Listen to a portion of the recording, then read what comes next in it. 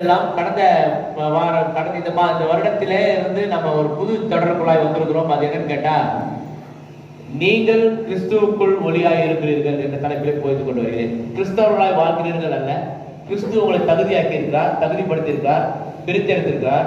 உங்களை கிறிஸ்துவுக்குள்ளாக அவர் வழி நடத்துகிறார், ஒளியாய் இருக்கிறார் சொல்லி போய்த்து வருகிறேன். இந்த ஆராதனையிலே கலந்து கொள்கிற உங்கள் யாவரையும் இயேசு கிறிஸ்து நாமத்திலே உங்கள் வாழ்த்து வரவேற்கிறேன். அப்படியே இணையதளத்தின் மூலமா பார்த்து கொண்டிருக்கிறதான விசுவாச அனைவரையும் இயேசு கிறிஸ்து நாமத்தினால் வரவேற்கிறேன். கர்த்தர் ஆசீர்வதிப்பாரா. சரி, ஓகே. இங்க பாருங்க, நமக்கு எப்பொழுதுமே ஒரு வார்த்தை எடுத்தோம்னா அந்த வார்த்தையிலிருந்து ஒரு கீவேர்டு ஒன்று எடுப்பேன்.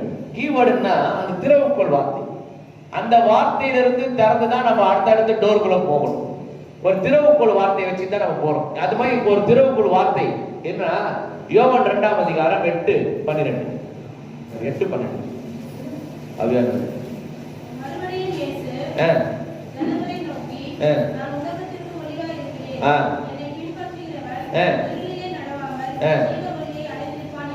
இப்ப பாருங்க, அந்த இடத்துல அவர் யார் சொல்றா? இத யார பார்த்து சொல்றா? யார பார்த்து? யார பார்த்து? வெளிப்பாடு வர யார பார்த்து? இயேசு உங்களை பார்த்து சொல்றாரு, நீங்க என்னை விசுவாசிப்பீர்களே ஆனால், என்னை ஏற்றுக்கொண்டிருப்பீர்களே ஆனால், எனக்குள் இருக்கிற ஒளி உங்களுக்குள்ளும் வரும். அல்லேலூயா. அது வருமா பிரதர் அப்படின்னு நீங்க நினைக்க கூடாது. நீங்க விசுவாசித்தீங்க, நீங்க நம்புனீங்கன்னா கண்டிப்பா அது வருகிறதா இருக்கிறது. பாருங்க எப்படி சொல்றாரு பாருங்க, மறுபடியும் படிப்போம். ஜனங்களை நோக்கி, நான் உலகத்துக்கு ஒளியாய் இருக்கிறேன், என்னை பின்பற்றுகிறவன் இருளிலே நடவாமல் ஜீவ ஒளி அடைந்திருப்பான். பெற்றுக் கொண்டீர்கள் என்று அர்த்தம், உங்களுக்குள்ள வந்தது என்று அர்த்தம். அல்ல சொல்ல மாட்டீங்களா? வரல, வந்தாச்சு. அதை தேடி எடுக்கணும். இப்போ வெளியே எடுக்க போறோம், அவ்வளவுதான். ஏற்கனவே இயேசுவை ஏற்றுக்கொண்டவருக்கு ஜீவ ஒளி கர்த்தர் கொடுத்துட்டாரு. அவனுக்குள்ள இருள் இல்ல, அவனை விட்டு அந்த இருள் நீக்கப்பட்டது. பாவம் என்ற இருள், சாபம் என்ற இருள், அந்தகார சக்தி என்ற இருள், பிசாசின் இருள், பயத்தின் இருள், எல்லா இருளையும் தேவன் எடுத்து போட்டுட்டாரு. அதை இப்பொழுது தெரிந்து கொள்கிறோம், அவ்வளவுதான். இது ஒரு பெரிய இது கிடையாது, பெரிய விஷயம் கிடையாது. இருள் நீக்கப்பட்டது என்பதை உணர வேண்டும். இப்போ நான் பயப்படுறேன், இப்போ நான் பாவம் செய்யறேன், இப்போ நான் இது பண்றேன்னா, இதுக்கு முன்னாடி நீங்க தெரியாம செஞ்ச பாவத்தை இப்ப நீங்க தெரிஞ்சு செஞ்சீங்கன்னா உங்களுக்குள்ள ஒரு குற்ற உணர்வு வரும், உங்களுக்குள்ள ஒரு சஞ்சலம் வரும், உங்களுக்குள்ள மனசு கஷ்டப்படும். அப்படின்னு அர்த்தம் தெரியுமா? நீங்க உணர ஆரம்பிச்சிருக்கீங்கன்னு அர்த்தம். அல்லேலூயா. அப்படின்னு அர்த்தம் நீங்க இருள் இல்ல, வெளிச்சத்துல இருக்கீங்க. ஆனா தப்பு தெரியுது உங்களுக்கு, இது தப்பு பண்ணிட்டுமே அப்படின்னு நமக்கு தெரிஞ்சது காரணம் நான் வெளிச்சத்துல இருக்கிறதுனாலதான். அல்லேலூயா. இப்ப வெளிச்சத்துல நம்ம வந்துட்டோம் அப்படின்றத அதுதான் உணர்ந்தது. பாருங்க, உள்ள இருக்கிற ஆவியானவர், அந்த ஒளியின் ஆவியானவர் நம்மை வெளியே நடத்துகிறார், வெளிப்படுத்துகிறார். நீ என்ன தப்பு பண்ண, உனக்குள்ள என்ன குற்ற உணர்வு வந்துச்சுன்னு வெளிப்படுத்துறாரு. அந்த வெளிப்பாடு வரும் பொழுது நாம குத்தப்படுகிறோம். அதுதான் உண்மையான அர்த்தம். அப்படி எதுக்கா வந்தது அவங்களுக்கு? என்னைக்கா தோணிருக்கு? அப்படி தோணுச்சுன்னா நீங்க தான் ஒளியின் இடத்துல இருக்கீங்க. அல்லேலூயா, அல்லேலூயா. அவ பாருங்க, இந்த இந்த ஒரு வெளிப்பாடு தான் ஒளி. இந்த வெளிச்சம், இந்த ஒரு மைண்ட்ல, ஒரு உங்களுடைய சிந்தனையில இப்படிப்பட்ட ஒரு எண்ணம் உங்களுக்குள்ள வந்துருச்சுனால ஆட்டோமேட்டிக்கா உங்களுக்குள்ள ஒரு தெளிவு வந்துடும். பாருங்க, என்ன மாதிரியான தெளிவு? நான் கிறிஸ்துவுக்குள்ளாக இருக்கிறேன். ஏன் என்னைக்கு உங்களுக்குள்ள ஒரு குற்ற உணர்வு வருதோ அன்னைக்கே கிறிஸ்து உங்களை என்ன பண்றாரு? சொல்லிக்காரு, சொல்றாரு, எப்பா நான் உள்ள இருக்கிறேன், நான் உனக்குள்ளதான் இருக்கிறேன், உனக்குள்ள வாசமா இருக்கிறேன். நீ செய்யற தவறு நான் உள்ள இருந்துட்டே செய்யறதா இருக்குது, அதனால கொஞ்சம் செய்யாத அப்படின்னு உங்களுக்கு எச்சரிப்பு கொடுக்குற. அதுதான் அந்த உள்ள குத்துறது, உள்ள யோசிக்கிற தன்மை. அதுதான் நாமே திரும்ப 2 கொரிந்தியர் 4ஆம் அதிகாரம் 6ஆம் வசனம். இங்க இருந்து நாம் புறப்பட்டு போக போகிறோம். இருளிலிருந்து வெளிச்சத்தை பிரகாசிக்க சொன்ன தேவன் இயேசு கிறிஸ்துவின் முகத்தில் உள்ள அவருடைய மகிமை அறிவாகிய ஒளியை தோற்று பண்ணும் பொருட்டாக உங்கள் இருதயங்களிலே வாசம் பண்ணினார். எங்க தேங்க ஷிஃப்ட் ஆயிட்டாரு பாருங்க. இப்போ கொஞ்சம் கவனிக்கணும், எங்க தேங்க வந்துட்டாரு? இப்போ அவர் முகத்திலே காணப்பட்ட அந்த அறிவாகிய ஒளி, அந்த ஒளி அங்கிருந்து ஷிஃப்ட் பண்ணி உங்களுக்குள்ளே அதை வைத்து உங்களுக்குள்ளே அந்த அறிவை வர வைத்து, வெளிப்பாட்டை வர வைத்து, தெளிவை வர வைத்து, அவர் உங்களுக்குள்ளே ஒரு வெளிச்சத்தை பிரகாசிக்க செய்கிறார். இப்ப அங்க இருந்த ஒளி இப்ப எங்க இருக்குன்னா எனக்குள்ள இருக்குது. என்ன ஒளி? அறிவாகிய ஒளி. அந்த அங்க இருந்த அறிவாகிய ஒளி இப்ப எனக்குள்ள அறிவாகிய ஒளியாக செயல்படுகிறது. என்ன செயல்படுகிறது? எப்படி செயல்படுகிறது? இந்த அறிவு எப்படிப்பட்ட அறிவு?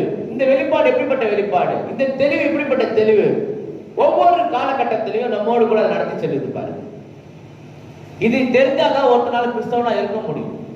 ஒரு கிறிஸ்தவனா இருப்பாரே ஆனால் அவருக்கு இந்த அறிவாகிய ஒளி இல்லை என்று சொன்னால் அவருக்குள்ள அந்த கிறிஸ்துவின் உணர்வே இருக்காது. தான் கிறிஸ்தவனா இருக்கிறோம் என்ற எண்ணமே இருக்காது. அவருக்குள்ள இந்த பாவத்தின் உணர்வே அவர் வராது. எச்சரிப்பின் சத்தமே இருக்காது. அப்போ கிறிஸ்துவின் அறிவாகிய ஒளி உங்களுக்குள்ளே வரும்பொழுது நீங்கள் அறிவாளி ஆகிறீர்கள். நீங்க முட்டாள் கிடையாது. தெரியாம பண்ண பிரதர், முட்டாள்தமா பண்ண பிரதர், அறிவுகட்டமா பண்ண பிரதர் சொல்லக்கூடாது.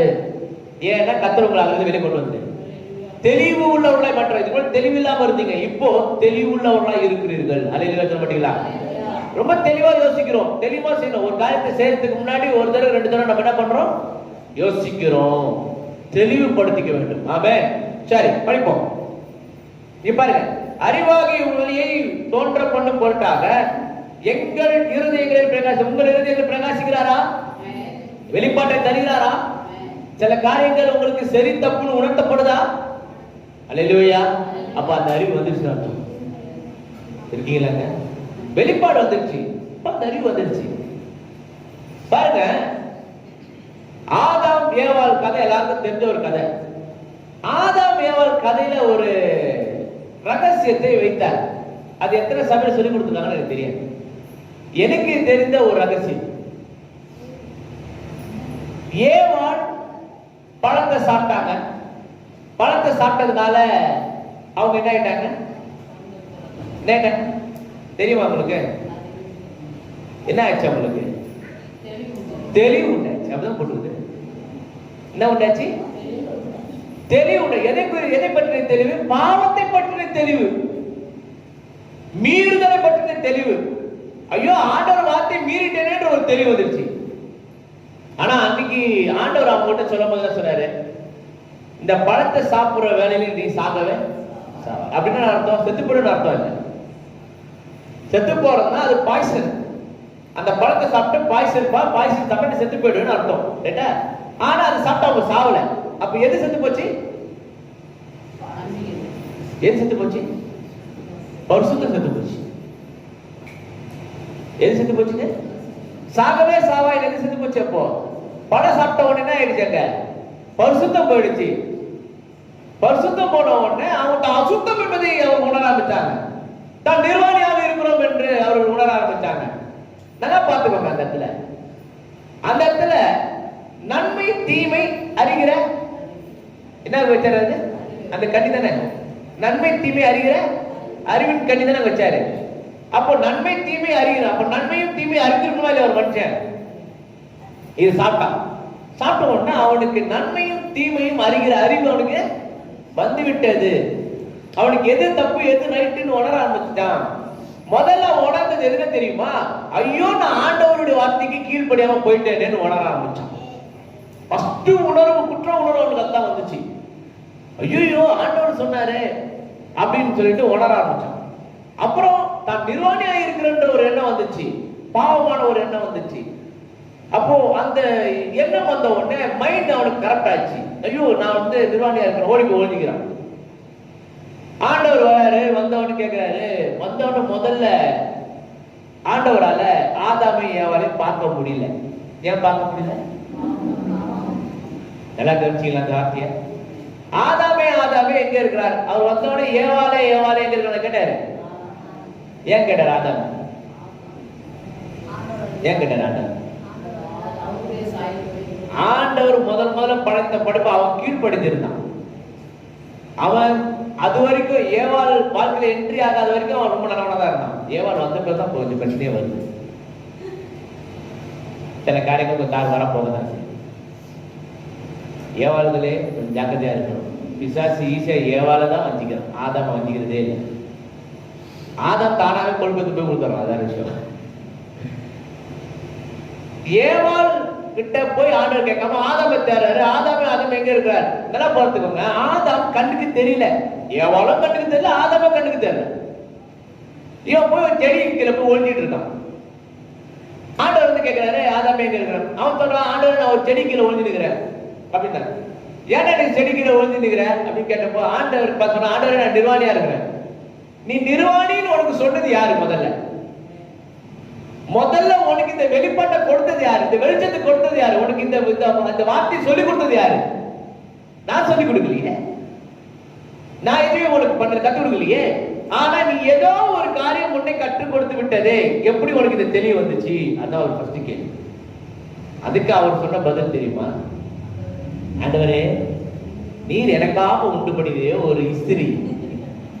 அந்த இஸ்திரி போட்டு என்ன பண்ணுச்சு? என்ன எடுத்துன்னு போயிட்டு அந்த பழத்தை அந்த அம்மா சாப்பிட்டது இல்லாம ஆசை ஆசையா வந்து எனக்கு கொடுக்க, நானும் ஆசை ஆசையா அதை சாப்பிட, அது சாப்பிட்ட பிறகுதான் ஆண்டவர் எல்லாமே ரைட்டா தெரிஞ்சிச்சு எனக்கு அப்படின்னு.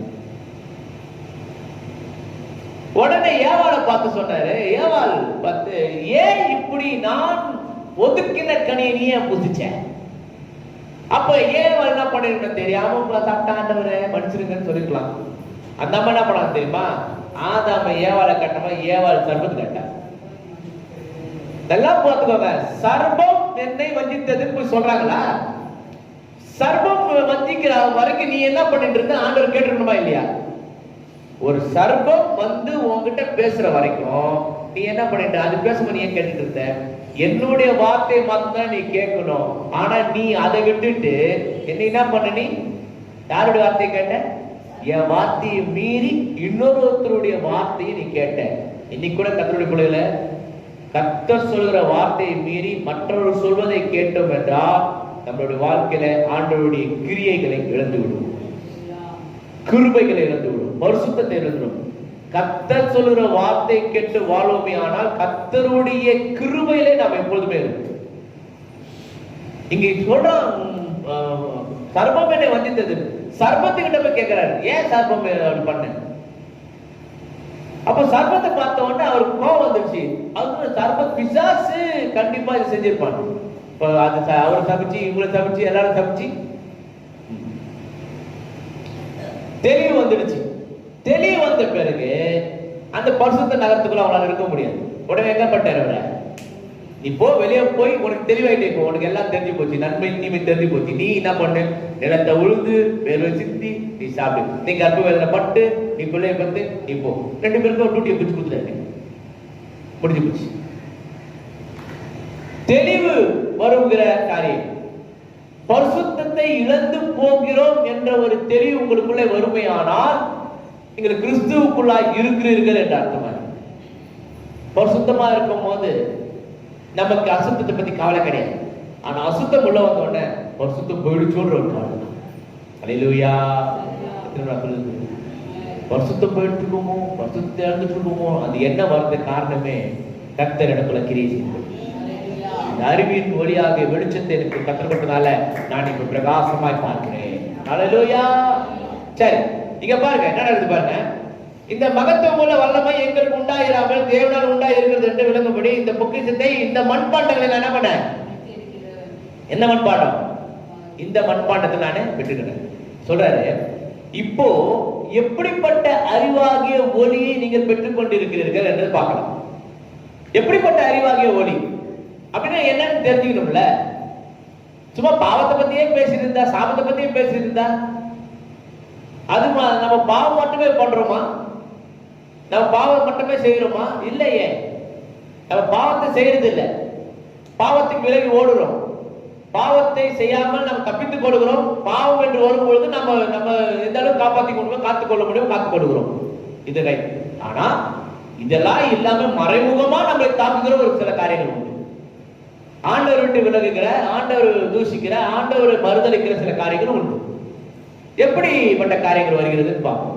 சரி பாருங்க, நாங்கள் எப்பக்கம் நெருக்கப்பட்டும் ஒடுங்கி போகிறது இல்லை. எப்பக்கம் நெருக்கப்படுது, நாலா பக்கமும் என்ன ஆயிடுச்சுங்க? இங்க நாலா பக்கமும் நெருக்கப்படுது. எந்த பக்கம் திரும்பினாலும் நம்மளுக்கு நிம்மதி இல்லை. இப்படி நிம்மதி இல்லை, அப்படி நிம்மதி இல்லை, இது நிம்மதி இல்லை. நிம்மதியே இல்லை பிரதர், வாழ்க்கையில நிம்மதியே கிடையாது பிரதர், எனக்கு ஒரு நிம்மதியே இல்லை பிரதர், நான் வெறுத்து போயிட்டு வாழ்றேன் பிரதர் அப்படின்ற ஒரு வாழ்க்கை வாழ்ந்து நிம்மதியே இல்லாம வாழ்ந்து. இது எங்க வந்துச்சு? எப்படி வந்துச்சு? கொஞ்சம் சிந்தித்துப்பா. கர்த்தர் உங்களுக்கு வெளிச்சத்தை கொடுத்திருப்பாரு, ஆனால் இப்படி நிம்மதியே இல்லைன்னு நீங்க சொல்ல வேண்டிய அவசியம் இல்லை. அப்ப எங்கேயோ ஒரு மிஸ்டேக் நடக்குது, எங்கேயோ ஒரு தவறு நடக்குது, எதையோ நம்ம தவறு விட்டுட்டோம், எங்கேயோ நம்ம கோட்டை விட்டுட்டோம் தானே அர்த்தம். அப்போ ஏதோ ஒன்று மிஸ்டேக். என்ன மிஸ்டேக்? லூக்கா 8:14. லூக்கா 8:14. எதை விட்டுட்டோம்னு பாருங்க, எங்க மிஸ் பண்ணிட்டோம்னு பாருங்க. படி. லூக்கா 8:14. எங்க? முள்ளுள்ள இடங்களில் விதைக்கப்பட்டவர்கள் வசனத்தை கேட்கிறாங்க, கேட்ட உடனே வீட்டுக்கு போயிடுறாங்க. வீட்டுக்கு போன பிறகு என்ன பண்றாங்க? கவலைகளாலும் ஐஸ்வர்யத்தினாலும் என்னங்க சிற்றின்பங்களாலும் நெருக்கப்படுறாங்க. எத்தனை விதமான நெருக்கம் வருதுன்னு பார்த்துக்கோங்க. என்னங்க நெருக்கம் வருது? இங்க வராங்க, அல்லேலூயா ஆமென் ஸ்தோத்திரம் சொல்றாங்க. சர்ச்சை விட்டு வெளியே போன உடனே எப்படி மாட்டிக்கிறாங்க? கவலைகளினாலும். என்ன பண்ண போறது தெரியல பிரதர், என்ன செய்ய போறது தெரியல பிரதர், இப்படிதான் பண்ண போறது தெரியல பிரதர், என்ன ஆக போது தெரியல பிரதர், இப்படியே பேசிட்டு போறது. வீட்டுக்கு போகும்போது, வீட்டுல இருந்து வரும்போது அதான் பேசிட்டு வராது. இங்க வந்து கர்த்தர் பேசும்போது அல்லேலூயா ஆமென் ஸ்தோத்திரம் சொல்ல வேண்டியது. மறுபடியும் போகும்போது அதே பேசிட்டு போறது. என்ன பண்றது என்ன பண்றதுன்னு முக்கினே போறது. நீங்க முக்கினே போனீங்கன்னா என்ன ஆகும் நினைக்கிறீங்க?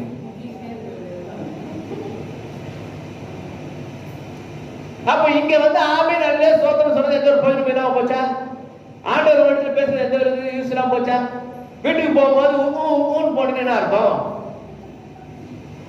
நிறைய பேர் யோசிப்பாங்க, இவருக்கு தான் தெரியும் என் கஷ்டம், இவருக்கு தான் புரியும் என் பிரச்சனை. நீங்க உட்காந்து முக்குறவங்க வாழ்க்கை போல முக்கியம் தான். முக்குறவங்க மனோங்கிறவங்கன்னா கர்த்தருடைய வார்த்தை உள்ள போகலன்னு அர்த்தம். கர்த்தருடைய வார்த்தை உள்ள போனவங்க முக்கவே மாட்டாங்க. கர்த்தர் எனக்காக யாரும் செய்து முடிப்பார் தைரியமா போயிடும். சொல்றது புரியுது அவனுக்கு? தயவுசெய்து உப்புன்ற வார்த்தை மட்டும் தயவுசெய்து ஏற்கனவே நம்ம தமிழ் சொல்லி வைக்கிறேன். அப்படி வரும்போது என்ன பண்ணோம்? வாயில பட்டு ஒரு வார்த்தை அடி போட்டுக்கணும். டப்பு போட்டுக்கோங்க. நீ சொல்லக்கூடாது, நான் சொல்ல மாட்டேன் அப்படின்னா நான் சொல்ல மாட்டேன். கர்த்தருடைய பிள்ளைங்க சொல்லக்கூடாது. எப்படி கெட்ட வார்த்தை பேசக்கூடாதோ அந்த மாதிரி அப்படின்ற ஒரு முக்குறது கெட்ட வார்த்தை மாதிரி. இனிமேட்டு கெட்ட வார்த்தை ஒன்று உங்க வாயிலிருந்து புறப்பட.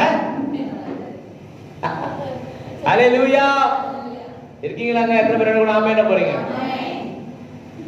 அப்போ ஒரு தெளிவுக்குள்ள வந்துட்டேன்னு சொன்னா நான் என்ன பண்ண மாட்டேன், அப்படி சொல்ல மாட்டேன்.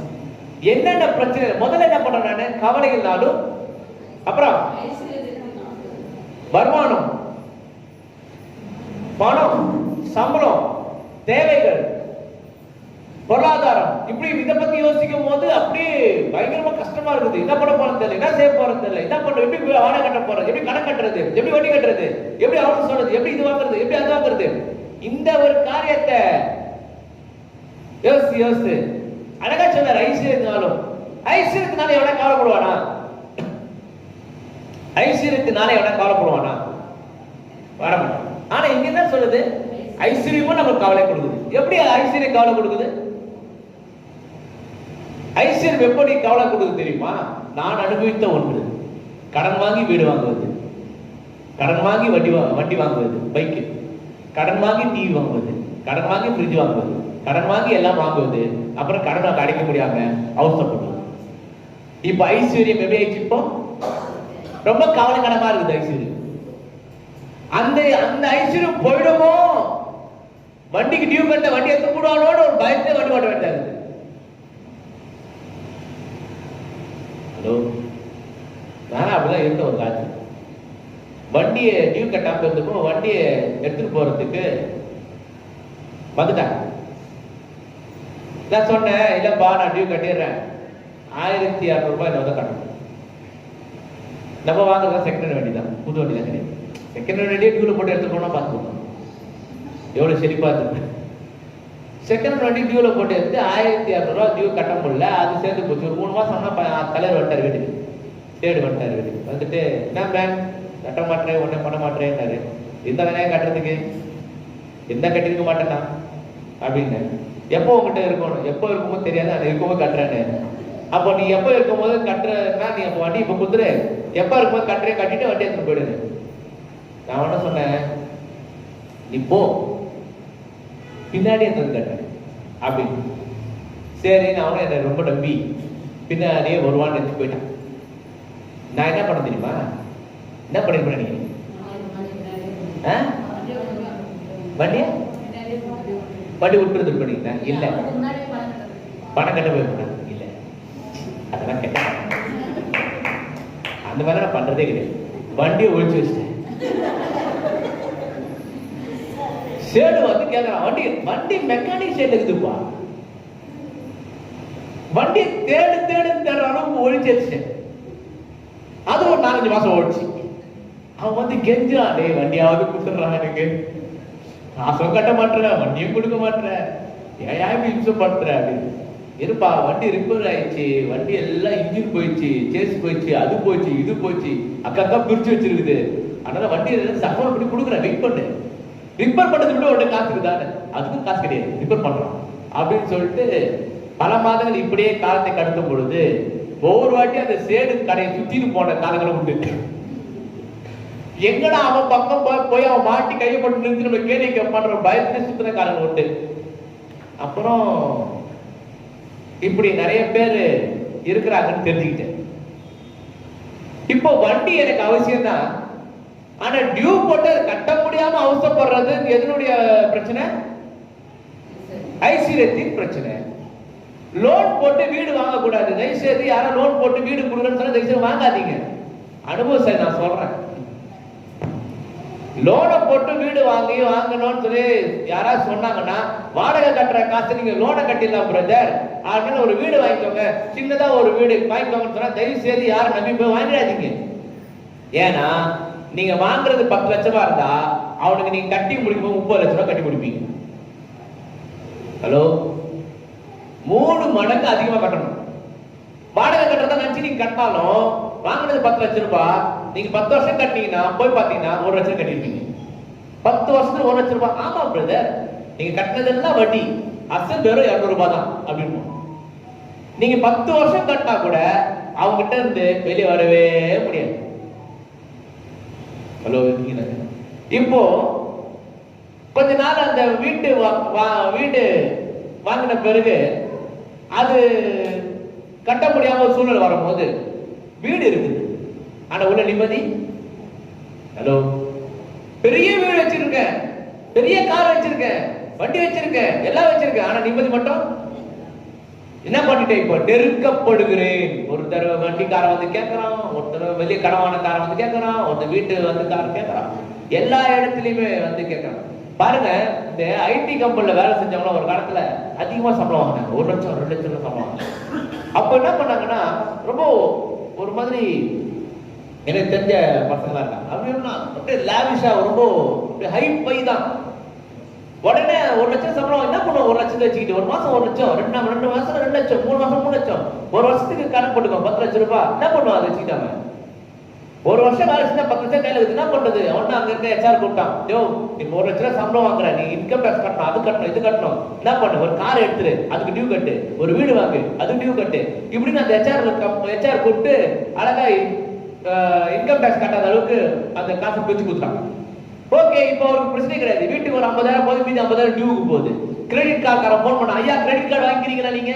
உடனே இவர் தலையில கிரெடிட் கார்டா கொடுப்பா அப்படின்னு இவர் வாங்கிட்டு இவர் படி கிழிச்சிடுறது. அது ஒரு பக்கம் கடன் ஆயிடுச்சு. இப்போ வீடு கடன், வண்டி கடன், கிரெடிட் கார்டு கடன், எல்லாமே இப்ப கடனை மாட்டிக்கிட்டாரு. திடீர்னு வேலை போயிடுச்சு. ஏன் வேலை போயிடுச்சு? அமெரிக்கால அது ரெட்டை கோபுரம் டடார்னு இடிஞ்சு விழுந்து போச்சு, உடச்சு போட்டாங்க, எல்லாருக்கும் வேலை போயிடுச்சு. இங்க ஐடி கம்பெனில தரை வந்துட்டான். நான் கம்பெனிக்குள்ள போனா உள்ள விட மாட்டேன். கேட்டா என்ன வேலை போச்சு, இவனுக்கே தெரியாது. அத்தனை நாள் காலையில எழுந்திரிச்சு நல்லா தீக்கா ட்ரெஸ் பண்ணிட்டு வேலைக்கு போறாரு. வேலைக்கு போயிட்டு நிக்கிறாரு. நின்னா அங்க கேட் ஓப்பன் ஆகல. கார்டு ஸ்வைப் பண்ணாரு, கேட் ஓப்பன் ஆகல. ஏன் கேட் ஓப்பன் ஆக மாட்டேன்? உன்னை வேலையை விடுத்துக்கிட்டாங்க. ஏன்? ஆட்குறைப்பு பண்ணிட்டாங்க. அந்த ஆட்குறைப்பு நீயும் வந்துட்டேன், முடிஞ்சு போச்ச கதை. இப்ப என்ன ஆச்சு தெரியுங்களா? கடன் இப்ப எங்க இருக்கு? இப்போ ஐஸ்வர்யம் எப்படி ஆயிடுச்சு? இப்போ கவலை கடமா போச்சு. அதனால எத்தனை பேர் தற்கொலை பண்ணி இறந்துருக்காங்க தெரியுமா? எனக்கு தெரிஞ்ச பையன் ஒருத்தர் அதனால தற்கொலை பண்ணி செஞ்சு போயிட்டான். ஐடி கம்பெனியில் வேலை செஞ்ச பையன். வேலை போயிடுச்சுன்னு ஒன்று எப்படி கடன் அடிக்க போறேன், வீடு ஜப்தி போயிடும், வண்டி எடுத்து போனா காரை தூக்கி போடும், மானம் போயிடும், மரியாதை போயிடும். ஏன்னா அவர் அப்படி இருந்துட்டார். அவ்வளவு தீக்கா அப்படியே ரொம்ப ஆஹா ஓஹோன்னு அங்க இருக்கவங்க எல்லாம் பேசுற மாதிரி அப்படியே பலப்பலான்னு இருந்தாரா? இப்ப எல்லாம் போயிடுச்சா? போன உடனே அவருக்குள்ள என்ன வந்துச்சு? இப்போ தாழ்வு மனப்பாடம் வந்துச்சு. தாழ்வு மனப்பாடம் வந்து என்ன? ஐயோ இனிமேல் நம்ம வாழ்றது பிரயோஜனம் போயிட்டாரு. கண்ணீர் அஞ்சலி போஸ்டா ஒட்டிட்டாங்க. ஐஸ்வர்யத்தை வச்சு என்ன பண்ணிட்டு இப்போ பாருங்க, ஐஸ்வர்யம் நமக்கு என்ன ஆகுதுங்க? ஆனா கர்த்தருடைய ஆசீர்வாதமே ஐஸ்வர்யத்தை தரும். அதனோட அவர் இப்படிப்பட்ட வட்டியெல்லாம் கட்ட விட மாட்டார். அல்ல சொல்ல மாட்டீங்களா? நான் வீடு வாங்கலாம், வண்டி வாங்கலாம். வீடு வாங்குவீங்க, வண்டி வாங்குவீங்க, ஃப்ரிட்ஜ் வாங்குவீங்க, வாஷிங் மிஷின் வாங்குவீங்க, டிவி வாங்குவீங்க. ஆனா எல்லாம் காசு கொடுத்து வாங்குவீங்க. அல்லேலூயா. இருக்கீங்களா? வாங்கிட்டு ஐயோ எப்படியா கட்ட போறேன்னு தெரியல தலை பிச்சின்னு வர்ற மாதிரி இருக்காது. கர்த்தருடைய பிள்ளைகளை கர்த்தர் தம்முடைய அறிவினாலே வழிநடத்துவார். இருக்கீங்களாங்க? சொல்ல புரியுது? சரி, படிப்போம். நீங்க பாருங்க, அதான் நெருக்கம். எப்பக்கத்துல நெருக்கப்படுறோம். எப்படி நெருக்கப்படுறோம் பாருங்க, அது பாருங்க, படிங்க பாருங்க. அந்த முட்கள் மத்தியில விதைக்கப்பட்டவர்கள் எப்படி நெருக்கப்படுறாங்க? ஐஸ்வர்யத்தினாலும், அப்புறம் சிற்றின்பங்களாலும். சிற்றின்பங்களாலும், சிற்றின்பங்கள் என்று சொன்னா என்ன அர்த்தம்? சில்லித்தனமா செலவு பண்றது, சில்லித்தனமா ஆசைப்படுறது. கையில 100 ரூபாய் இருந்தா உடனே காலி ஆயிடும். போயிட்டு ஒரு சிக்கன் ரைஸ், ஒரு அந்த ரைஸ், இந்த ரைஸ் வாங்கிட்டு எங்க 100 ரூபாய் காலி. நம்மள தின்னே கெட்ட குடும்பம். கையில 100 ரூபாய் இருந்தா போதும், நம்ம ஆட்டம் பெருசா அதுக்கு 100 ரூபாய்க்கே வா. உடனே எல்லாமே காலி ஆயிடும். அந்த 100 ரூபாய் போயிடணும் எப்படியாவது. நம்ம கிட்ட 100 ரூபாய் இருக்குது தெரிஞ்சாலும் உடனே வாங்கிட்டு வர சொல்றாங்க. வரும்போது ஒரு சில்லி சிக்கன் வாங்கினது, ஒரு ஃப்ரைட் ரைஸ் வாங்கினது. அப்ப வீட்டுல அப்போ அன்னைக்கு வீட்டுல செய்ய மாட்டாங்க. காலையிலே அரிசி சாப்பாடுலாம் காலி ஆயிடுச்சு, குழம்பு வேற காலி ஆயிடுச்சு, அது காலி ஆயிடுச்சு, இது காலி ஆயிடுச்சு, என்ன காலி ஆயிடுச்சு? எல்லாம் காலி ஆயிடுச்சு. ஏன்? நீ வரும்போது 100 ரூபாய் 200 ரூபாய் எனக்கு தெரியும், வரும்போது வாங்கிட்டு. ஹலோ, சிற்றின்பங்கள் அது சாப்பிடாம இருக்க முடியும், ஆனா சாப்பிட்டுதான் அவனும் கட்டாயப்பட்டு. செய்யாம இருக்க முடியும், ஆனா செய்துதான் அவனும் கட்டாயப்பட்டு. சினிமாவுக்கு போகாம இருக்க முடியும், ஆனா சினிமாவுக்கு போனா 2.5 மணி நேரம் ஜாலியா இருந்து வரலாமே. அங்க போய் ஜாலியா இவங்க கத்தி விசில் அடிச்சுட்டு கை தட்டிட்டு மறுபடியும் அதே மாதிரி தொங்க போட்டு வீட்டுக்கு வருது. அது ஒரு பெரிய ஒரு இஷ்யூ கிடையாது, பெரிய ஒரு மாற்றத்தை கொண்டு போன போறது கிடையாது. ஆனா அதுக்கு மேல நம்ம விரும்புறோமா இல்லையா? எத்தனை பேர் இப்போ சினிமாக்கு போறவங்க இருக்கீங்க? ரொம்ப நல்லவங்க. சினிமாக்கு போறவங்க எத்தனை பேர் உண்மையா சொல்லுங்க? சினிமா தேட்டருக்கு போறது இல்லை. மாஸ்டர் படம் வந்துருந்தாங்க, நல்லா இருந்தாங்க. போறது இல்லை. பாஸ்டர் நீங்களே டிக்கெட் வாங்கி கொடுப்பீங்க போறதுன்றாங்க. பாருங்க, அங்க போய் என்ன நடக்குது? எவ்வளவு நேரம் நீங்க சந்தோஷமா இருக்க போறீங்க? அதுக்கப்புறம் உங்க வாழ்க்கையில அந்த மாசம் வந்து உங்க காப்பாற்ற போறது. அந்த நேரத்தில் விசில் அடிச்சு கை தட்டி ஆய்வின் கத்தி கூச்சல் போட்டு வீட்டுக்கு வந்துடலாம். ஆனா அதே பிரச்சனையோட தான் வீட்டுல இருக்க போறோம். அது அது இல்லாம இருக்க முடியும். அது ஒரு 300 ரூபாய் செலவு பண்ணாம இருக்க முடியும், 500 ரூபாய் செலவு பண்ணாம இருக்க முடியும். இந்த சிற்றின்பங்களிலே செலவு செய்கிறவர்கள் பிற்காலத்தில் எப்படி இருக்காங்க அப்படின்னா, வேதனையிலும் கண்ணீரிலும் கவலையிலும் பிரச்சனையிலும் இருக்கிறவங்களா இருக்கிறார்கள். வசனத்தை கேட்கிறாங்க, அந்த பாட்டு விட்டுறக்கூடாது. வசனத்தை கேட்கறாங்க, வார்த்தையை கேட்கறாங்க, ஆனாலும் எங்க போயிடுச்சு அவங்களுக்கு புத்தி? சின்ன சின்ன சில்லறதனமான விஷயங்கள்ல அவங்களுடைய ஈடுபாடு அதிகமா இருக்கு. ஆனா அது நிறைவேறுமா? அது அவங்க வாழ்க்கையில நிறைவு கொடுக்குமானா? இல்ல. அந்த நேரத்துக்கு அவ்வளவுதான். அன்னைக்கு அந்த நேரத்துக்கு ஜாலியா இருந்தோம் பிரதர் அப்படி, அவ்வளவுதான். அதுக்கப்புறம் சிற்றின்பங்களினாலும் நெருக்கப்படுகிறவர்களா இருக்கிறார்கள். செய்ய மாட்டேன், சரக்கடிக்க மாட்டேன்னா அன்னைக்குதான் பர்த்டே கொண்டாடுவாங்க. இல்ல பிரதர் நான் சாப்பிடல, இல்லப்பா நான் சாப்பிடுறதுல பக்கம் இன்னைக்கு ஒரு நாள் சாப்பிடுறேன் இப்போ அப்படின்னு ஒரு நாள் ஆரம்பிப்பாங்க. டேஸ்ட் மறுபடியும் பழையபடி ஆரம்பிக்கணும். நல்லா இருந்துச்சுல்ல அப்படின்னு. ஏன்னா விட்டதுதான் மறுபடியும் தொட்டாச்சுன்னு எடுத்தாச்சு. இதுக்கப்புறம் இருக்கு மறுபடியும் அடுத்த ஒரு பர்த்டே, அடுத்த ஒரு சாவு, அடுத்த ஒரு கல்யாணம், அடுத்த ஒரு இது, அடுத்த ஒரு அப்புறம் கெட்டு கெதுரு, வண்டி வாங்கினா ட்ரீட்டு, டிவி வாங்கினா ட்ரீட்டு, ஃப்ரிட்ஜ் வாங்கினா ட்ரீட்டு, ட்ரீட்டுக்கு தனியாக ஒரு ட்ரீட்டு, சம்பளம் வாங்கினா ட்ரீட்டு. அப்புறம் அப்படியே அந்த குடி அப்படியே மறுபடியும் ஆயிடுச்சு வாழ்க்கையில. சிற்றின்பங்களால் இழுக்கப்பட்டு அவர்கள் நெருக்கப்பட்டு மீண்டுமாய் தன்னை மறந்து, தன்னுடைய வெளிச்சத்தை மறந்து இருளுக்குள்ளாக அவர்கள் என்ன பண்றாங்க? வசனத்தை கேட்டவர்கள் இப்படிப்பட்ட முட்கள் மத்தியிலே மாட்டிக்கொண்டு வசனத்தை மறந்துடுறாங்க. முட்கள் அவர்கள் என்ன பண்ணுது? இருளுக்கு இழுத்துருக்கும். இப்ப இருளுக்குள்ள வந்துடுறாங்க. அப்படிதான் வசனம் சொல்லுதாங்க. அந்த வசனத்தை படிச்சு படிப்போம். விதைக்கப்பட்டவர்கள் கேட்காமலா இல்ல, கேட்கிறவர்களா இருக்கிறாங்க. கேட்ட உடனே போய் அப்படியே உலகத்தின் கவலையினாலும் ஐஸ்வர்யத்தினாலும் சிற்றின்பங்களாலும் என்ன பண்ணு அப்படியே நெருக்கப்படுகிறார்கள். எல்லாம் வந்து சேருது.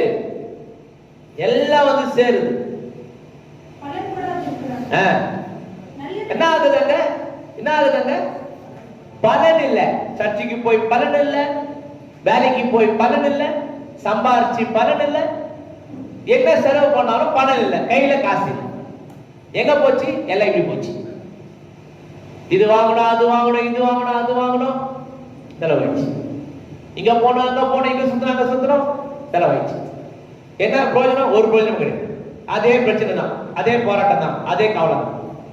என்ன ஆகுது? இங்க ஆசீர்வாதத்தை இழந்து போகிறவர்களாய் நாம் இருக்கிறோமே. அப்ப ஆசீர்வாதம் எங்க போச்சு? இப்படி போச்சு.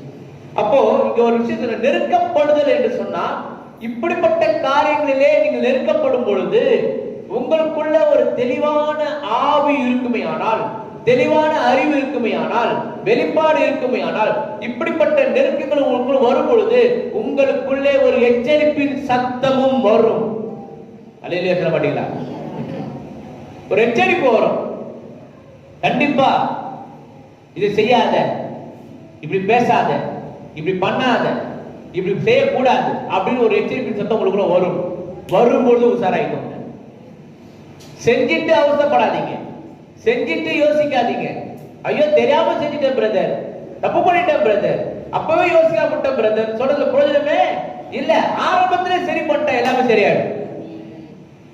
இருக்கீங்களா? சில பேர் இருக்கீங்க. அது செய்யாதனால தாங்க நமக்குள்ள அந்த தெளிவு இல்லாதனால தான் பலவிதமான பிரச்சனைகளை போய் மாட்டிக்கொள்ளும். சரி, அப்புறம் என்ன நடக்குது பாருங்க. ஒரு இங்க இப்ப 2 Corinthians 4 வந்துடும் 8. இப்போ நெருக்கப்பட்டு என்ற வார்த்தைக்கு நான் உங்களுக்கு உதாரணம் கொடுத்தேன். நெருக்கப்படுதல் எப்படிப்பட்ட நெருக்கங்கள் வருகிறது? நெருக்கப்பட்டு ஒடுங்கி போவதில்லை. அப்படின்னு என்ன அர்த்தம்னா, அப்படியே உடஞ்சி போவதில்லை. இப்படி ஒரு பிரச்சனை இருக்குது, அப்படி இருக்குது சொல்லி உடஞ்சி போக வேண்டிய அவசியம் இல்லை. கர்த்தர் உங்கள் வாழ்க்கையில வெளிச்சத்தை கொடுத்திருப்பாரே, ஆனால் நீங்க இப்படிப்பட்ட சூழ்நிலைகளில் மாட்டிக்கொள்ளும் பொழுது உடைந்து போக வேண்டியது இல்லை. ஓங்கி தலைவரை கை வச்சு உட்கார்றவங்க நிறைய பேர் இருக்காங்க. ஐயோ என்ன பண்றதுன்னு தெரியல, ஒரே பிரச்சனை ஆகுது. தலையில கை வச்சு உட்கார வேண்டிய அவசியமே இல்லை. ஏன்னா உங்க வாழ்க்கையில இதுக்கெல்லாம் ஒரு முற்றுப்புள்ளி வச்சாச்சு. இப்படிதான் நீங்க உங்க வாழ்க்கையில இப்படிதான் இருக்கணும்னு ஒரு காரியத்தை முடிவு பண்ணிட்டீங்கன்னா அந்த காரியத்தை அப்படியே இருக்கும். அப்போ ஒடுங்கி கர்த்தருடைய பிள்ளைகள் ஒடுங்கி போவதில்லை. அப்படின்னா அந்த தலைமுறை கை வச்சு உட்காரப்பட்டாங்க. என்ன பண்றதுன்னு தெரியல பிரதர் சொல்லுவேன். இருக்கீங்களாங்க? ஆரம்பத்திலேயே நீங்க அதை அவாய்ட் பண்ணிட்டீங்கன்னா நீங்க இப்படி ஒரு வார்த்தை சொல்லவே.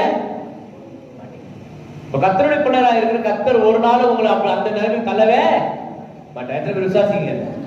கத்தர் சொல்லுங்க. அப்புறம் பாருங்க, எப்பக்கம் நெருக்கப்பட்டு ஒடுங்கி போவதில்லை, கலக்கம் அடைந்து மனமுறிவு அடைகிறதில்லை. கலக்கம் அடைந்து, கலக்கம் என்று சொன்னால் கன்ஃபியூஷன் என்று அர்த்தமாகிறது. குழப்பம், கலக்கம், மனசு குழம்புது. தப்பா ரைட்டா சரியா இதுவா அதுவா இப்படி நல்லவங்களா கெட்டவங்களா, தேவையற்ற குழப்பங்கள், தடுமாற்றங்கள். 4 பேர் 4 விதமா சொல்லும் போது, ஒவ்வொருத்தரும் ஒவ்வொரு விதமா சொல்லும் போது அதை கேட்டு நம்பிட்டு மனசு போட்டு குழப்பிக்கிறது. ஒருவேளை இப்படி இருக்குமோ, ஒருவேளை அவங்க சொன்னாங்களே அது அப்படி இருக்குமோ, ஒருவேளை அவங்க சொன்னது கரெக்டா இருக்குமோ, இவங்க சொன்னது கரெக்டா இருக்குமோன்னு இவங்களாவே கற்பனை பண்ணி, இவங்களாவே குழம்பி, இவங்களாவே முடிவு பண்ணி, இவங்களா முடிச்சுக்கிறது. அதிகம் அழகா சொல்ற, கலக்கம் அடைந்து மன முறிவு அடைவதில்லை அப்படின்னு அர்த்தம். மனசு உடைஞ்சி போகிறது இல்லை. எவன் என்ன சொன்னாலும் மனசு உடைஞ்சு போகாம இருப்பேன். எத்தனை பேர் ஆமென் இருக்கு? யார் வேணா என்ன வேணா சொல்லிட்டு போட்டோம். 4 பேர் 4 விதமா பேசணும் செய்வாங்க. அந்த 4 பேர் யாரு நமக்கு தெரியாது. பேசுறதுக்காக 4 பேர் வச்சிருக்காங்க. ஹலோ, அவங்க பேசிதான் இருப்பாங்க. அதெல்லாம் கேட்டுட்டு நீங்களே உங்களை குழப்பிக்க கூடாது, கன்ஃபியூஷன் ஆகக்கூடாது. உங்களுடைய வாழ்க்கையை பத்தி உங்களுக்கு தெரியும், உங்களை பத்தி உங்களுக்கு தெரியும், நீங்க யாரு உங்களுக்கு தெரியும், நீங்க பழகிறவங்க யாருன்னு தெரியும், கூட இருக்கவங்க யாரும் தெரியும். அப்புறம் யார் சொல்லி நீங்க ஏன் கேக்குறீங்க? எப்போ மத்தவங்க சொல்லி நம்ம கேட்போம் தெரியுமா? நாம நம்ம மேல நம்பிக்கை இல்லாத பொழுது, நம்ம மேல நமக்கு நம்பிக்கை இல்லாத பொழுது, அல்லது நான் மத்தவங்களை நம்பாத பொழுது இருக்கீங்களா? என் மேல நம்பிக்கை இல்லைன்னா யார் என்ன சொன்னாலும் நான் நம்பிடுவேன். ஏன்னா என் மேல நம்பிக்கை கிடையாது. ஒரு ஆள் இருக்கும் போல இருக்குது, அவங்க சொல்றது கரெக்டா தான் இருக்கும். ஒரு ஆள் கரெக்டா தான் சொல்லுவாங்க, அவங்க கரெக்டா தான் சொல்ற ஆளு, இவங்களே முடிவு பண்ணிடுது. எங்க நாத்தனார் கரெக்டா சொல்லுவோம், எங்க மூத்தா கரெக்டா சொல்லுவாங்க, எங்க மச்சா கரெக்டா சொல்லுவாங்க அப்படின்னு இவங்களாவே அவங்களுக்கு ஒரு சர்டிபிகேட் கொடுத்துறாங்க. கரெக்டா பேசுற ஆளு, அவங்க என்ன சொன்னாலும் இவங்களுக்கு கரெக்டா தோணும், அவங்க என்ன தப்பா சொன்னாலும் கரெக்டா தோணும். ஏன்? இவங்க முடிவு பண்ணா அவங்க கரெக்ட். அவருக்கே 2 பேர் அட்வைஸ் பண்ண வேண்டியது, ஆனா அவர் நமக்கு வந்து அட்வைஸ் பண்ணுது. அதை இந்த ஆள் கேட்பாங்க. அப்போ நம்ம எந்த அளவுக்கு இருக்கும் கொஞ்சம் யோசிப்பாரு. அவங்க நம்மளுக்கு அட்வைஸ் பண்ணும்போது நம்ம கேட்டுக்கணும், ஆமால நீ சொல்றது கரெக்ட் தான்ப்பா, நீ சொல்றது கரெக்டா சொன்ன, நீ சொல்றதான் கரெக்டா இருக்குது, நீ சொல்ற மாதிரியே இருக்குது அப்படின்னு நம்ம அவங்களுக்கு ஜாரா போட்டுக்கிட்டு, ஆமா ஜாவி போட்டுக்கிட்டு, ஆமா ஆமா தலையாட்டிக்கிட்டு, மண்டை அடி கேட்டுக்கிட்டு அப்புறம் உட்காந்து யோசிக்கிறது. அவங்க சொல்லிட்டு போனாங்களே அப்படி இருக்குமோ, இவங்க சொல்லிட்டு போனாங்களே இப்படி இருக்குமோ, அப்படி இருக்குமோ, இப்படி நீ போட்டு குழப்பிக்கிறது. தேவனுடைய பிள்ளைகள் இப்படிப்பட்டவருடைய பேச்சுக்களில் குழப்பம் அடையாமல் இருப்பார்கள். தெளிவுள்ளவர்கள். தெளிவு வந்துடுச்சுன்னு சொன்னா குழப்ப வேண்டிய அவசியம் இல்லை. உங்களை பத்தி உங்களுக்கு தெரியும், உங்க கூட இருக்கிற பத்தி உங்களுக்கு தெரியும், அப்ப நீங்க குழம்புறீங்க. எவன் என்ன சொன்னாலும் சரி, யார் என்ன சொன்னா நான் குழம்பாம இருப்பேன். எத்தனை பேர் ஆமென்றீங்க? குழப்பத்துக்கு யாரையும் உள்ள விடாதீங்க. உள்ள விட்டு குழப்பிட்டாங்கன்னா அதுக்கப்புறம் நிம்மதி போயிடும். அப்ப என்ன ஆகும்? மன முறிவு, மனசு உடைஞ்சு போச்சு பிரதர், மனசே உடைச்சிட்டாங்க பிரதர், மனசு சரியில்லை பிரதர். எப்போ? ஏன்? எப்ப நடந்துச்சு அது? ஓத வேண்டியவங்க வந்து கரெக்டா ஓதிட்டு போனதால, பேச வேண்டியவங்க வந்து கரெக்டா பேசிட்டு போனதால, நான் போய் தவறானவங்க கிட்ட போய் அட்வைஸ் கேட்டதுனால, தவறானவங்க தவறான பாதையில நடத்துனதுனால மனசு இப்போ உடைஞ்சு போச்சு பிரதர். தேவனுடைய பிள்ளைகள், தேவன் உங்களோடு கூட இருக்கும் பொழுது, தேவனை நம்புவீர்களே ஆனால், இயேசு கிறிஸ்துவை நம்புவீர்களே ஆனால், இயேசு கிறிஸ்துவை விசுவாசிப்பீர்களே ஆனால், உங்களுக்குள்ள ஒரு தெளிவு இருக்கும். என்ன மாதிரி தெளிவு தெரியுமா? கர்த்தர் என்னை ஒரு நாளும் கைவிட மாட்டார். அல்லேலூயா. யார் என்ன சொன்னாலும் சரி, நான் கர்த்தருடைய பிள்ளை, என் வாழ்க்கையில எதுவும் அவர் மிஞ்சி நடக்க போறது கிடையாது. அவரை மீறி என் வாழ்க்கையில நடக்காது. எத்தனை பேர் ஆமென்றீங்க? யார் என்ன வேணா சொல்லட்டும், எப்படி வேணா மட்டமா சொல்லட்டும், என்ன வேணா பேசட்டும், ஆனா அவரை மிஞ்சி என் வாழ்க்கை ஒண்ணு நடக்க போறது இல்ல. ஏன்னா நான் கர்த்தருடைய பிள்ளை. அவன் சொல்றான், இவன் சொல்றான், யாரையும் நம்பிடாதீங்க. ஆமென். அல்லேலூயா. மன முறிவு அடைவதில்லை. நிறைய சொல்ல நினைச்சேன், ஆனா சுருப்பமா சொல்லிட்டு போறேன், நேரம் இல்லை, முடிச்சிருவோம். அதுக்கப்புறமா நம்ம பார்த்து அது பாருங்க, கன்ஃபியூஷன் இல்லாம ஒரு வாழ்க்கை நடத்துங்க. கர்த்தருடைய பிள்ளைகள் கன்ஃபியூஷன் ஆக மாட்டாங்க. எத்தனை பேர் அல்லேலூயா சொல்ல போறீங்க? கன்ஃபியூஷனே இருக்கக்கூடாது உங்க வாழ்க்கையில, குழப்பமே வரக்கூடாது. ஏன்னா நீங்க கர்த்தர் சமூகத்தில் நின்று பதிலை பெற்றுக்கொண்டு அதுபடி செய்யுங்க. ரைட்டா? மனசு உடஞ்சி போற அளவுக்கு ஒண்ணு இங்க நடக்க போறது இல்ல. அல்லேலூயா. யார் சொன்னாலும் எது சொன்னாலும் தயவு செய்து என்ன பண்ணாதீங்க, இந்த காலை வாங்கி இந்த காலை விட்டுருங்க. வசனத்தை மொத்தம் இந்த காலை வாங்கி இந்த காலை விட்டுறீங்களா, அந்த மாதிரி இப்படி வச்சுக்கோங்க. அவங்க பேசுறது காலை வாங்கி இந்த காலை விட்டுருங்க, வசனத்தை மட்டும் இந்த காலை அப்படியே உள்ள வச்சுக்கோங்க. அல்லேலூயா. சரி, அடுத்தது பாருங்க, இங்க துன்பப்படுத்தப்பட்டும் கைவிடப்படுவதில்லை. அல்லேலூயா. துன்பப்படுத்தப்பட்டு மற்றவர்களால் மனம் கஷ்டப்படுத்தப்படுதல், மற்றவர்களால் நம்மளுடைய மனசை கஷ்டப்படுற மாதிரி பேசுது, நம்மள கஷ்டப்படுற மாதிரி பேசுவாங்க, மனசு உடையிற மாதிரி பேசுவாங்க, மனசு வலிக்கிற மாதிரி பேசுவாங்க, என்கிட்ட எது குறையோ அதை சொல்லி காட்டி பேசுவாங்க, என்கிட்ட எது இல்லையோ அதை குத்தி காட்டி பேசுவாங்க, என்கிட்ட என்ன தவறோ அதையே பேசிட்டு இருப்பாங்க. என் கண்ணுக்கு கண்ணீர் வர்ற வரைக்கும் விடவே மாட்டேன், நான் உடையிற வரைக்கும் விடவே மாட்டேன், பேசியே கொள்வாங்க. இதுதான் துன்பப்படுத்தப்படுது. வார்த்தையால் துன்பப்படுத்தப்படுது, செயலால் துன்பப்படுத்தப்படுது, அநேக காரியங்களால் துன்பப்படுத்தப்படுது. துன்பப்படுத்தப்படும் பொழுது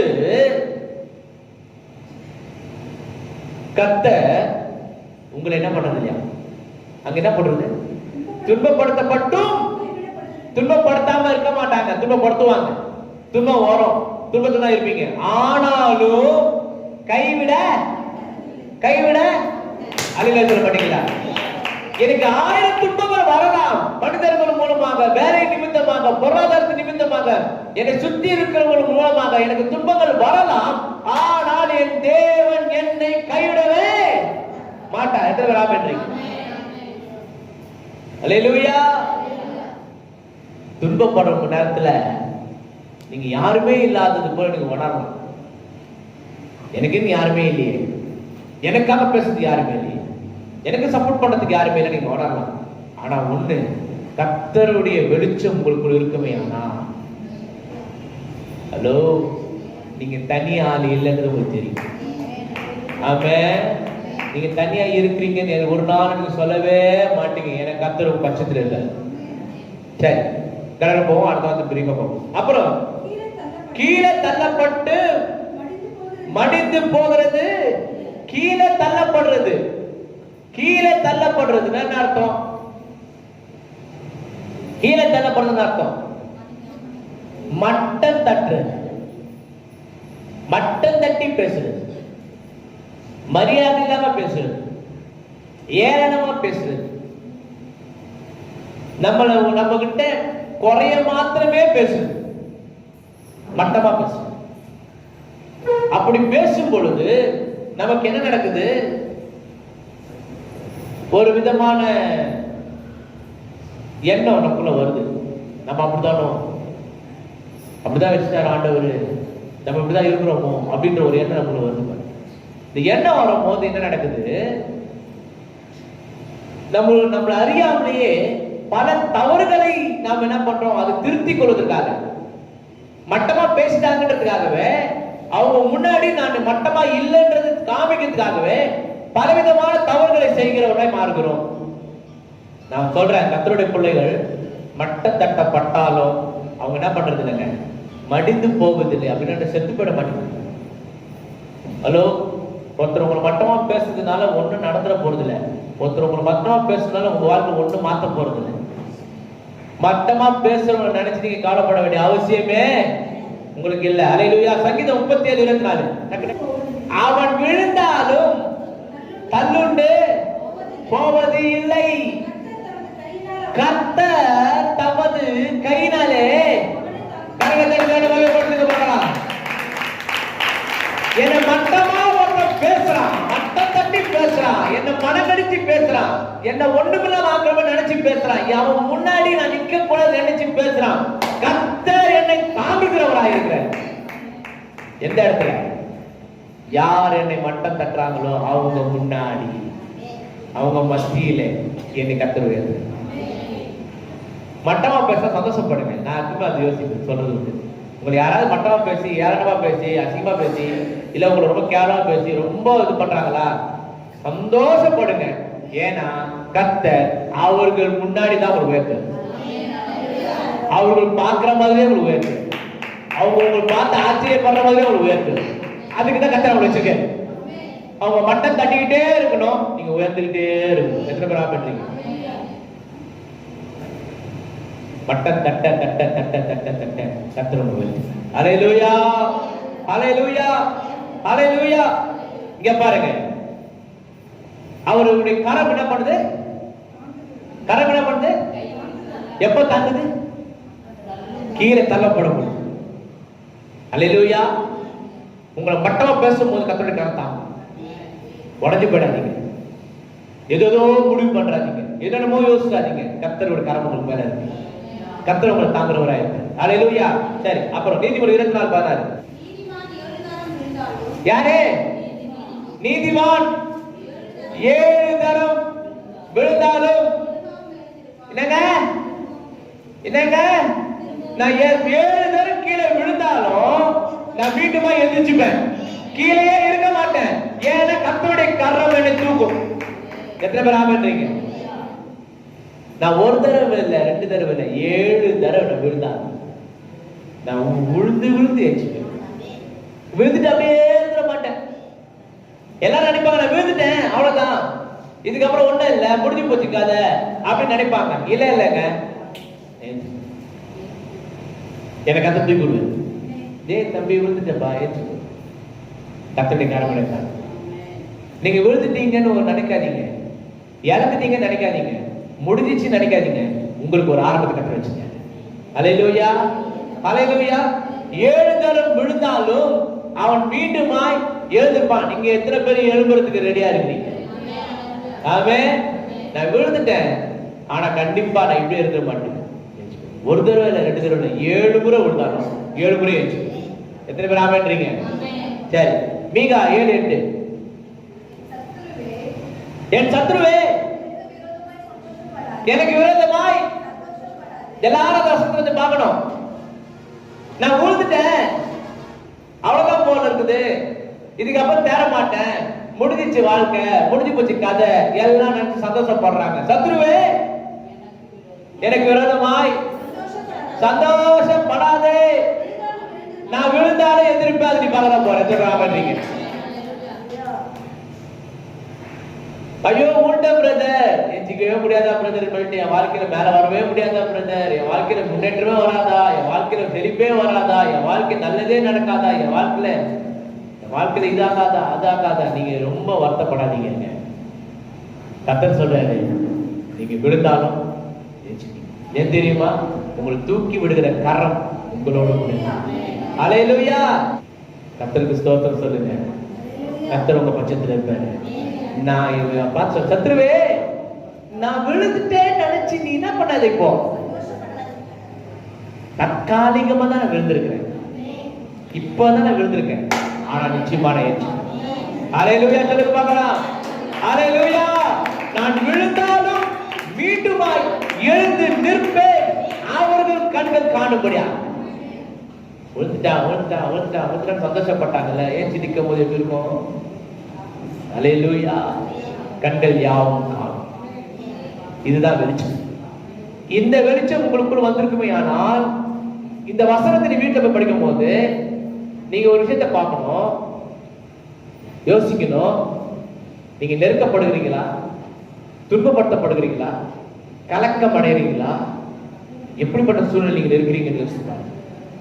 அப்படிப்பட்ட சூழ்நிலை இருப்பீர்களே, ஆனால் தேவனுடைய வெளிச்சம் உங்களுக்கு வரும். என்ன தோணும் தெரியுமா? இந்த வசனம், நீங்க நெருக்கப்பட்டோம் என்ன பண்ண மாட்டீங்க, கைவிட மாட்டீங்க. கலக்கம் வரும், கர்த்தரால் மறக்கப்பட மாட்டேன். நீங்க இழந்தது போல தெரியும், ஆனா கர்த்தர் உங்களை இழக்க விட மாட்டேன். நீங்க கீழே விழுந்தது போல தெரியும், கர்த்தர் உங்களுக்கு கீழே விடும். அல்லேலூயா. கூட அல்லேலூயா. கர்த்தர் உங்களுக்கு நன்மை செய்கிறவராய் இருக்கிறாரு. கர்த்தருடைய பிள்ளைங்க ஒரு நாளும் தலை குனிஞ்சு போக விடும். ஆமென். நீங்க நினைச்சு பார்க்காத உயரத்துக்கு கர்த்தர் உங்களை கொண்டு போய் வச்சு அழகு பார்ப்பாரு. யாரெல்லாம் உங்களை இந்த இப்படிப்பட்ட சூழ்நிலைக்குள்ள தள்ளுனாங்களோ அவர்களெல்லாம் ஆச்சரியமாய் பார்க்கத்தக்கதான மாற்றத்தை கர்த்தர் வாழ்க்கை கொண்டு போனாரு. அது கொண்டுதான் பண்ணணும். நீங்க என்ன பண்ண தெரியுமா? கர்த்தருடைய வார்த்தையில உறுதியா இருக்கணும். கர்த்தருக்கு செய்து கொண்ட சத்தியத்துல உறுதியா இருக்கணும். கர்த்தரோடு கூட நான் இருப்பேன்ற சத்தியத்துல உறுதியா இருக்கணும். அப்படி இருந்தீங்கன்னா போதும்.